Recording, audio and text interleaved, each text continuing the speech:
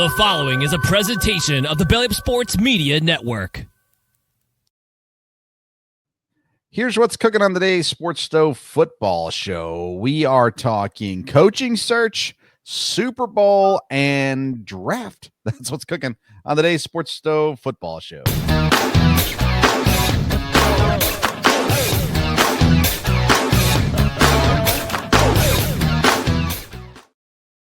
Welcome in to this week's edition of the Sports Stove Football Show, presented by Righteous Felon Jerky. Join the flavor revolution at righteousfelon.com. Use the promo code STOVE15. That's STOVE15 for 15% off your purchase. Find your new favorite jerky flavor at righteousfelon.com. We are winding down the NFL season. As a matter of fact, down to just one real game left. And yet there's still things to discuss this week. I'm your host, Vince Stover, joined as I am every week by my dad, Dale Stover. How you doing, Dad? Doing good. You know, it's amazing. Just one football game left, but there's still a lot of football going on. So there is indeed. And how much of the Pro Bowl festivities will you be watching this week?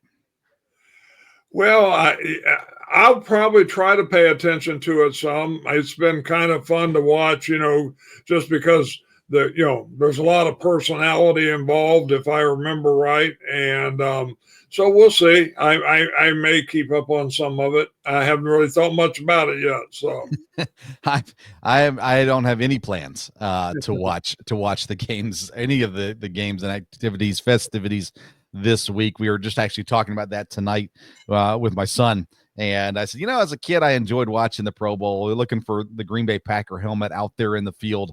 I said, but I can't say I'm intrigued by it at all anymore. But if you are, congrats to you and hope you enjoy it this week. There is personality, that is true, with that for sure.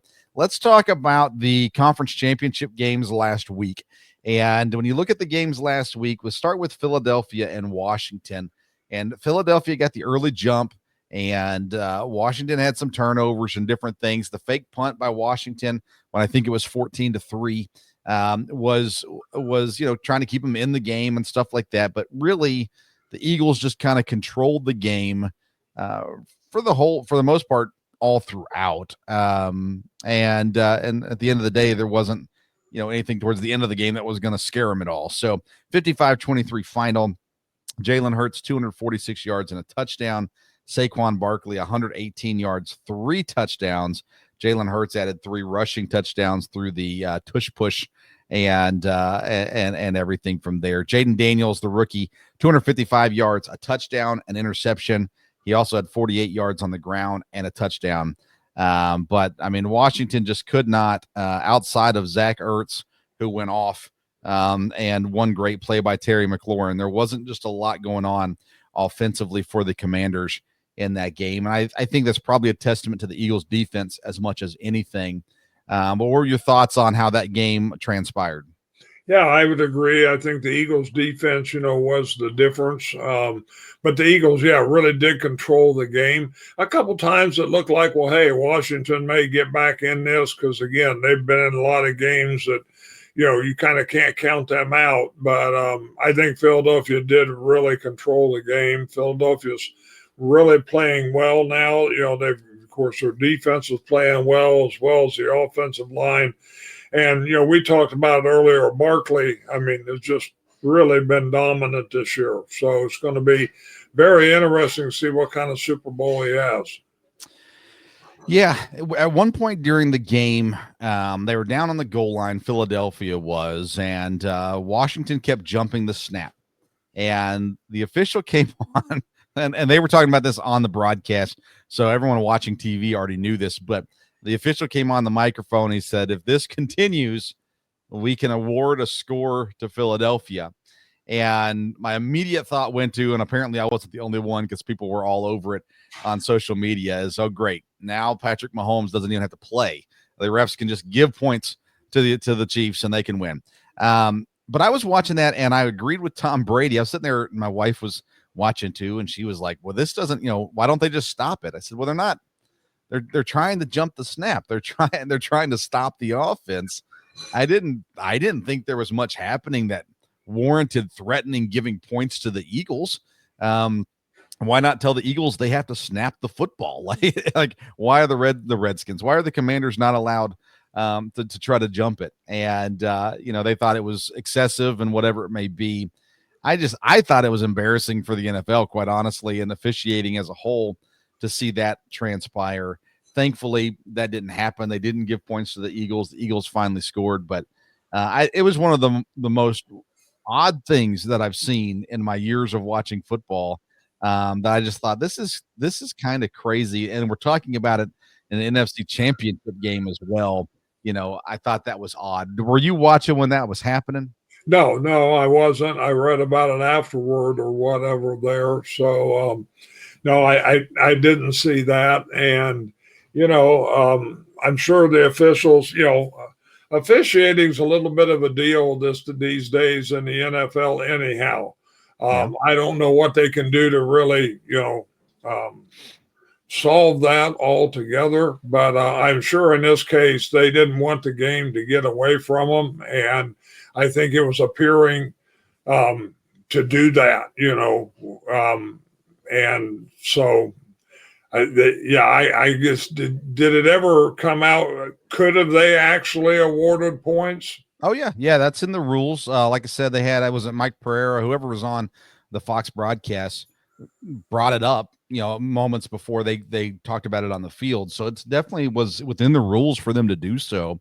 Something to do to an egregious act and consistently, I don't know if they were considering it a delay of game or what they were considering it, but again, I thought it was within the game. I thought they were trying to jump the snap. It's not like they were just, they weren't helping themselves by jumping off sides. So I don't know. I thought it was a little weird and just pushed, I thought, within the game. Again, within the rules that they didn't do anything wrong. It just, to me, was embarrassing to kind of look at that. I mean, if I was the Commanders, I would have just taken 5 steps back and just said, well, all right, then let's let them score, I guess, so we're not allowed to play defense. It was a really weird situation, and for it to come up in a championship game, I just thought was just a continued bad look on the NFL officiating this season. And like I said, they didn't do anything wrong. They were in the rules, all that kind of stuff. I didn't like it. I didn't like it at all. But again, the Eagles won fair and square, and at the end of the day, they did it in fairly dominating fashion as well. Lots of injuries, but hopefully, I think with the 2 weeks leading up to the Super Bowl, they should be healthier and ready to play in the Super Bowl at relative full strength. At this point of the season, no one's healthy, so I think that will be good though. The afternoon game, though, was rather entertaining. Bills and Chiefs in the evening, and came down, all the way to the end, and a 3-point win by the Chiefs.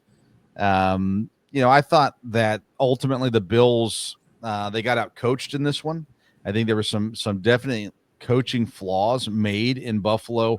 Maybe they should have challenged instead of hurried up to the line and taken another snap, and then they challenged that instead. Like, they're just, you've got to be on your A game when you're playing Andy Reid.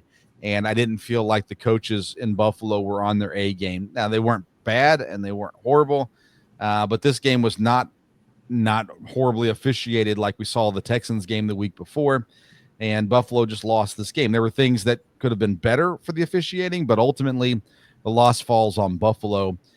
Josh Allen, 237 yards, 2 touchdowns through the air. He added 39 yards on the ground. James Cook, 2 touchdowns on 85 yards. Kansas City, Patrick Mahomes, 245 and a touchdown. Kareem Hunt, 64 yards and a touchdown. And Mahomes added 43 yards and 2 touchdowns on the ground as well. The rookie Xavier Worthy had a nice game, 6 catches, 85 yards, and a touchdown. Dad, this Bills-Chiefs game, obviously I'm disappointed. I love Andy Reid, but I hate everything else about the Chiefs. And so I was really hoping the Bills would win this one. They did not. So we got to look at the Chiefs and the Eagles again this year in the Super Bowl. But let's talk about this game. Kansas City, Buffalo, your thoughts on it. Yeah, like I said, it was compared to the other game, very close game. Very entertaining. Looked like Josh Allen was going to potentially, get his win here on there. But again, two very good teams. Again, like you said, Andy Reid's great. Great coach. Mahomes is a great quarterback. Um, you know, Kansas City's on the verge of setting a record, I guess, with three straight Super Bowls, and in some ways, I don't know that I mind that. I mean, we'll talk more about the Super Bowl next week, but Yeah. I can do. For me, it's a little easier to listen about the Chiefs and the Super Bowl than it was the Patriots. So we will see. May change that a little bit, and but like I said, it was it was a good game. But like you said, you have to be on your A game when you're playing Andy Reid, and Buffalo just wasn't quite there. Be interesting to see, any changes made in Buffalo for next year. Yeah, and I was actually going that Patriots route next, Dad. You look at the Patriots, and in that run with Belichick and Brady, and they kind of had two separate runs, but in that run with Belichick and Brady, they got to the point where the only people who liked the Patriots were Patriots fans. No one was cheering for the Patriots unless you were a Patriots fan. And I feel like the Chiefs are approaching that point now, where it's like, unless you're an actual Kansas City fan, you're going to cheer for whoever they're playing against. And I have no problem saying that Patrick Mahomes is one of the best quarterbacks to play the game, but I don't like him. And Travis Kelce, I don't like him. I like Trey Smith, but I mean, I don't. There's just, to me, the Chiefs outside of Andy Reid aren't super likable. And that's the one thing they have going for them that New England didn't. Like, Bill Belichick was not a guy that was just super likable by people. Andy Reid is, but then you look at the other characters and all the extra attention given to Taylor Swift and Patrick Mahomes' wife and his brother and all these things. I really get tired of watching Kansas City. Now, it doesn't change the fact that they're a great football team and they're a historic football team, especially if they win this year. And you look what they've done. I think they've been there. This will be the fifth time in the Patrick Mahomes era that the Kansas City Chiefs are in the Super Bowl. And so you look at this and you just realize, okay, I can admit they're a good team, but I don't like them. The interesting thing, though, Dad, is that they're going up against Philadelphia. And it's kind of the opposite for me. At Philadelphia, I like their players. I hate their coach. In Kansas City, I love their coach. I hate their players. So this is a really weird Super Bowl for me where I'm sitting here going, you know what? I don't know. Whoever wins, it doesn't impact me whatsoever. I'm not a fan of either team. And I've got things about the teams I don't like. So I'm not sure, I think it'd be cool if Saquon Barkley won a Super Bowl. I think that'd be a fun story. I think it'd be good for him. I like Jalen Hurts. I like many of the players in Philadelphia. You go to the other side of things, and I look at Kansas City, and I go, you know what? It'd be great for Andy Reid. And again, I already think he's the best coach currently in the NFL. And he's established himself as one of the greatest of all times as well. So I like that he could build his legacy. But at the end of the day, let's both teams can lose, and I wouldn't care. Both teams could tie. I'd be fine with that. I don't have a cheering interest really in this game, Dad, which is kind of disappointing for me. But you said it earlier that you don't think the Chiefs are quite where the Patriots were yet. How far away are they from being the hated dynasty versus the beloved, or at the very least, tolerated dynasty? Again, I don't think they're in the same category because there's just more likable. Like you said, one of the big things really is Andy Reid. You got Belichick, who never answered questions, who never talked and never smiled, did make a couple funny comments every now and then. And you got Andy Reid, who's on the commercials, every few minutes, Yeah. Bundle Rooski do. Everybody knows him and everybody thinks he's funny. And he, from that standpoint, I don't know, comparing Mahomes and Brady, personality wise and whatever. I'm not sure, kind of where that, where that difference lies. Again, if Kansas City wins, then they may really rub everybody the wrong way.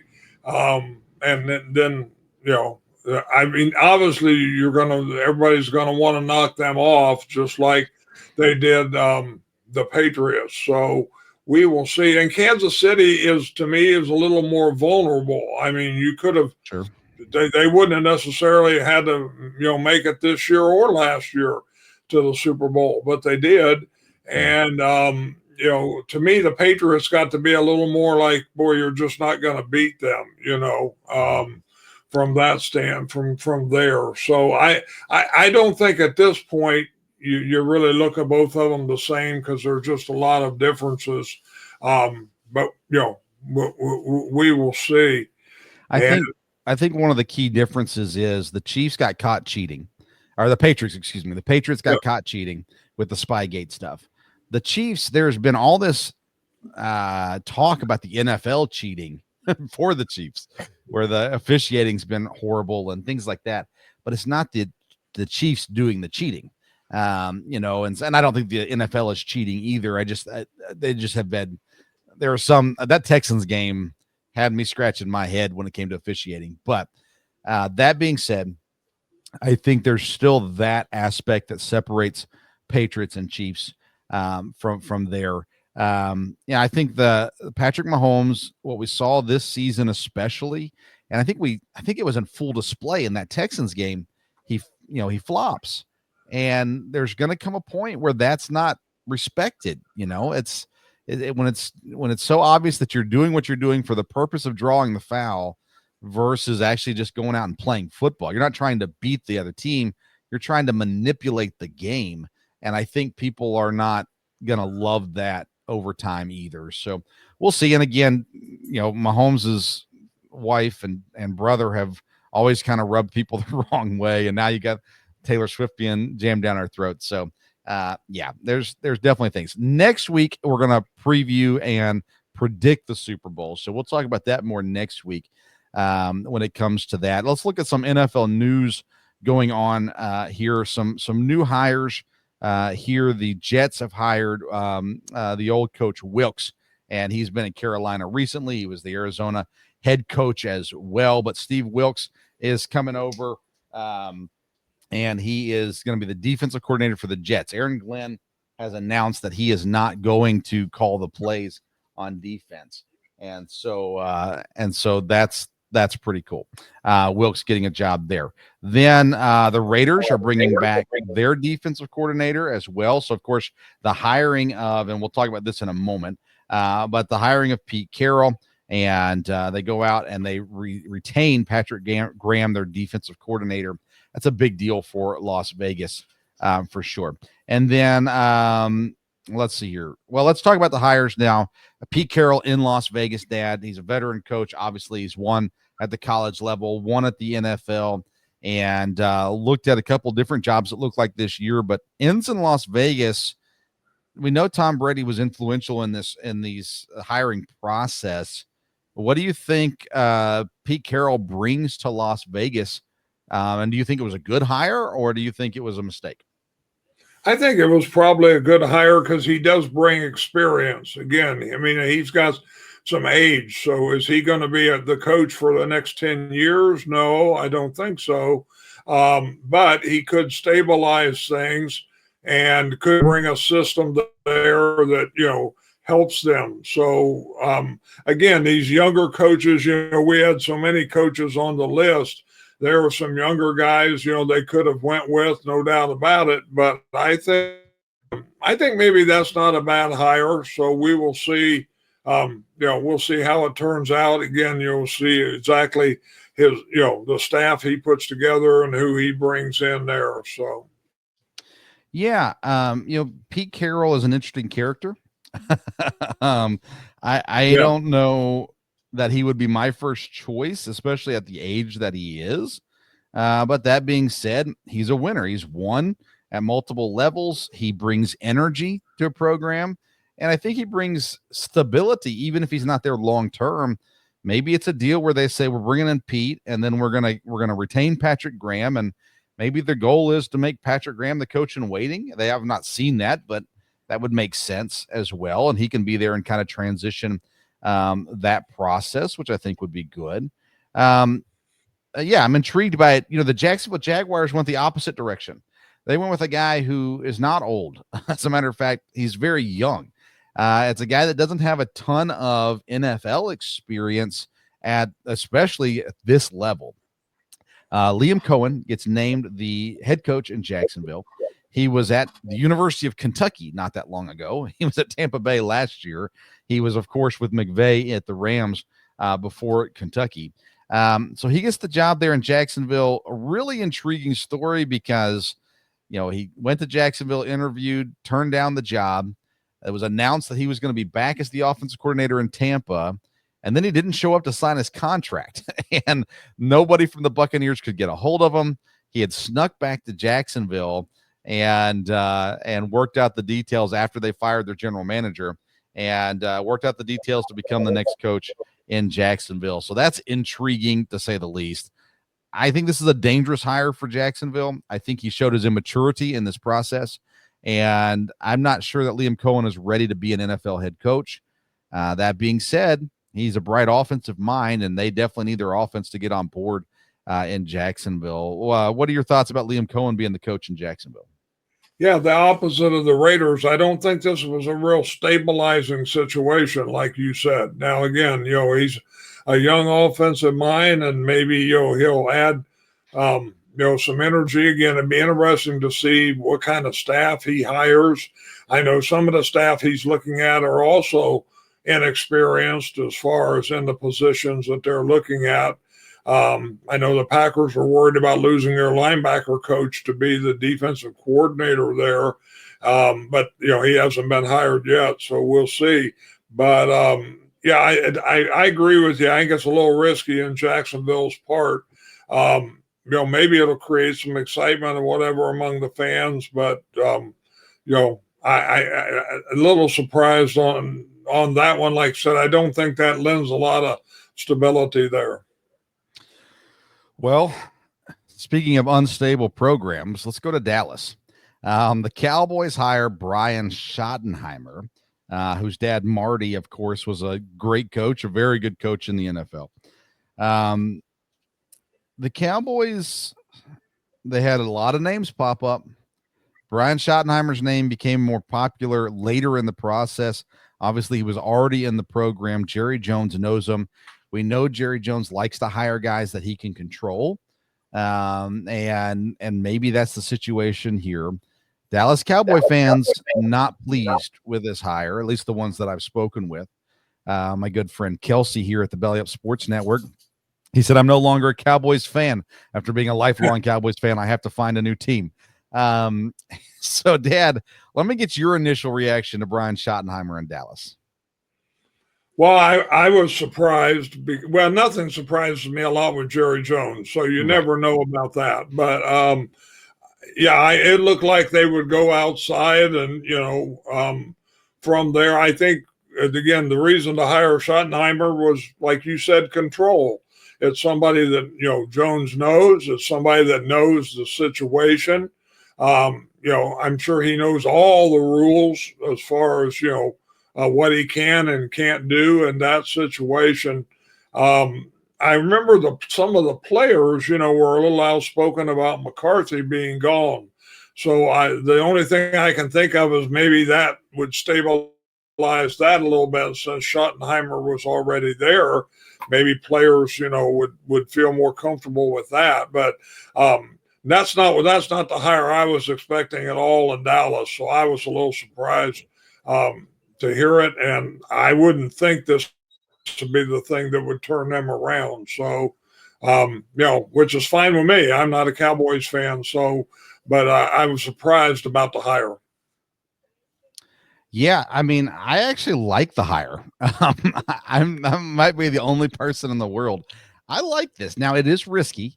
It's not the best candidate they could have hired. And so I'm not saying it's, the top hire of the cycle or anything, but I don't mind this one. I think I'm intrigued by the bloodlines.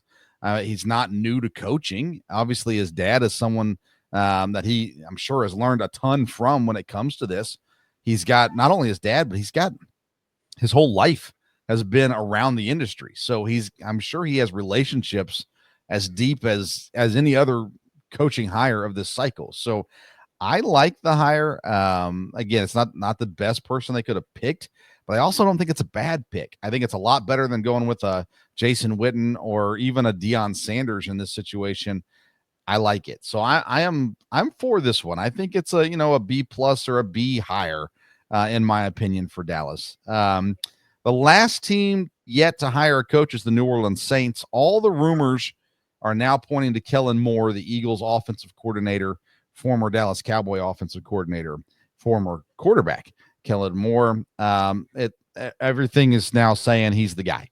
So unless something crazy happens and they lose the Super Bowl and he wants to finish business there or something like that, it looks like Kellen Moore will be the coach in New Orleans. Obviously Kellen Moore's still in the playoffs, so they can't hire him yet. Is that the only thing that's taken the Saints this long, Dad, or do you think they've been striking out on people? Well, if we've seen it, there's been a couple people that have pulled their name out of that, haven't they? It seems like. Well, when do you pull your name out of a head coaching job? Well, when you know you don't have the job.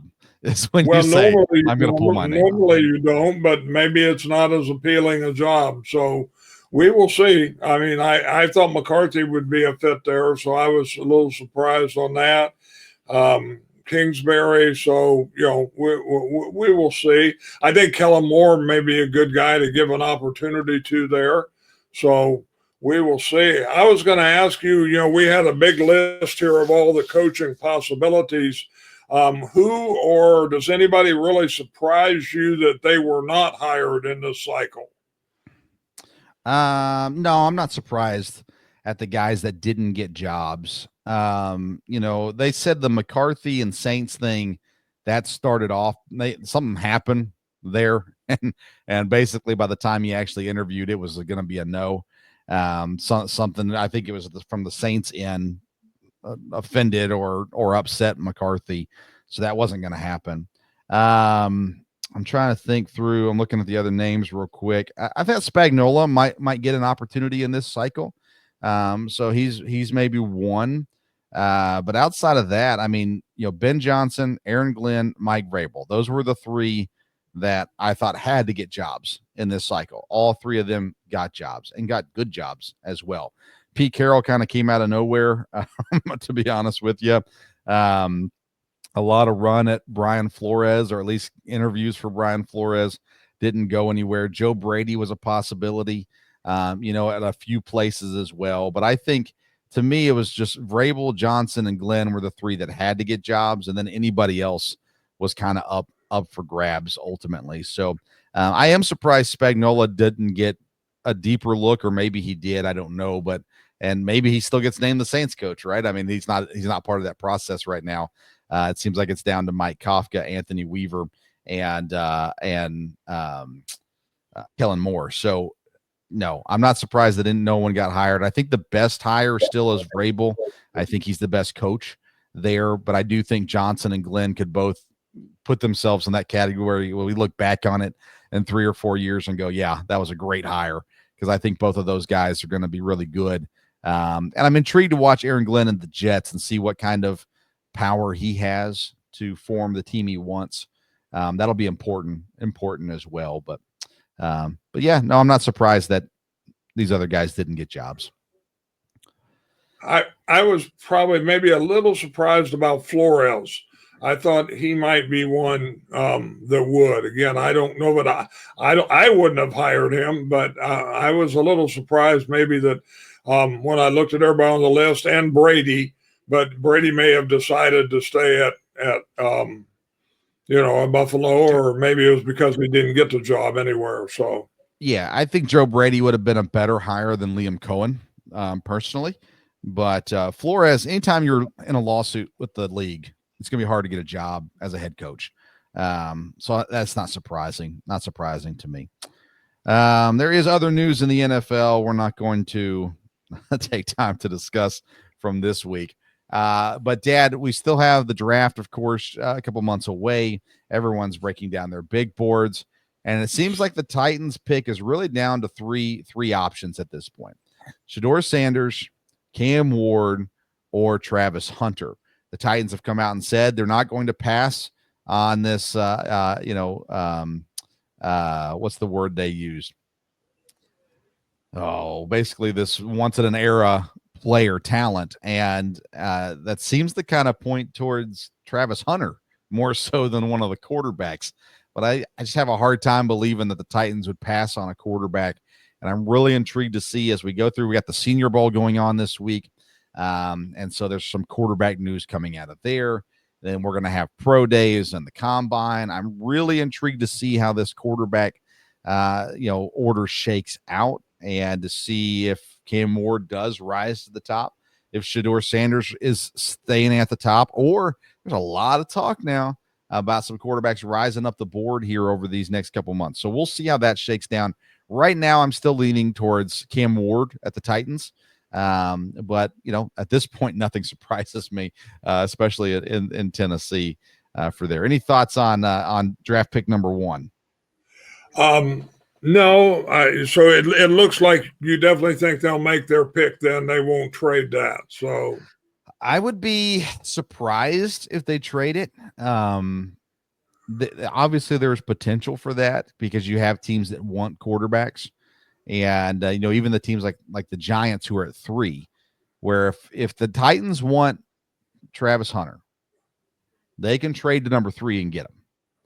Yeah. but if they want the quarterback, well, obviously they're not going to trade out. So, new GM, how much control does the GM have there? How much say does the GM have there in Tennessee? So we'll see how it shakes down. But at this point, I would say about 80%. I would lean towards the Titans keeping the pick, making the pick, versus trading out. But again, you get a team like the Raiders or a team like I don't think the Raiders will trade up, but I think a team like the Giants definitely could. Cleveland is there, so you got some different looks at that spot where you can say, okay. Titans, Browns, Giants. You would think out of those 3, 2 quarterbacks are gone. Then you've got Vegas at 6, the Jets at 7, the Saints at 9. You could see all them making a play for a quarterback if they really wanted one. So would the Titans be willing to drop down to that point? I don't know that they would. I don't know that there's enough there to that they could get in return, there as well. So and then I think the Cowboys are also, I think Dak Prescott's there. I don't see them trading. The only reason I saw them trading up for a quarterback was if Dion was the coach. So I think Dak is still the guy there, but if you wanted to move on from Dak, you could trade him for number 1 or number 2 along with draft picks and things. So we'll see. I think Cam Ward right now is where I'm leaning at number 1. But we'll see how everything shakes down. And as we get closer and go through these pre-draft processes, we'll get some more information along the way also. Yeah, it's kind of like you said, who is going to make the choice there in Tennessee? What's that process about? A week or so ago, I saw a show with our good friend George Plaster. He had a State of the Titans show with several local people in there. And according to everybody on that show, the office is a total mess. And they were surprised that anybody would want the GM job in some ways. And just because of the way the last couple of people have been, gotten rid of or whatever, they were very, they very much. So it does make me wonder, who is calling the shots? How does that go? Can they stabilize this? Because their take was, the owner, just causes more confusion than anything else. there, and nobody's safe, and everybody turns on everybody, and that type of thing. So I do think they have a good coach, or have potential, from that standpoint. So I think getting the talent they need in this draft, and being able to get some firm footing will be very important for them if they're going to continue to move on there. So yeah, as we get down to it, and Travis Hunter, that's an interesting pick because he really is talented. I mean, there's no doubt about that.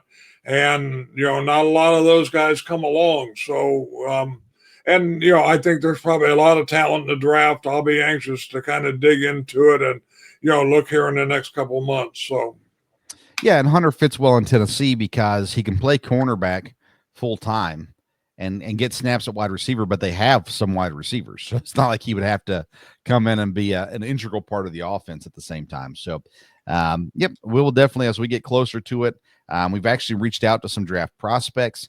Hopefully over the next couple of weeks, maybe we'll get a couple on the show and do some interviews with some of these guys, and we'll keep you posted on those things.